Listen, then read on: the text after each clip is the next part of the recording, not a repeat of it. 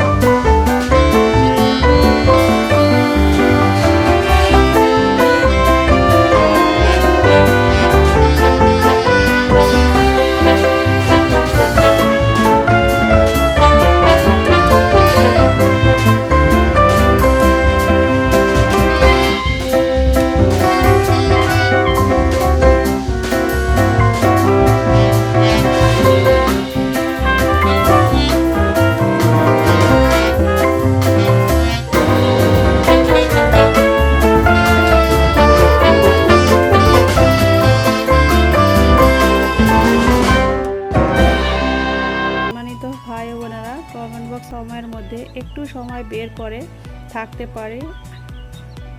আজ এখানেই বিদায় নিচ্ছি। আল্লাহ হাফেজ। আসসালামু আলাইকুম।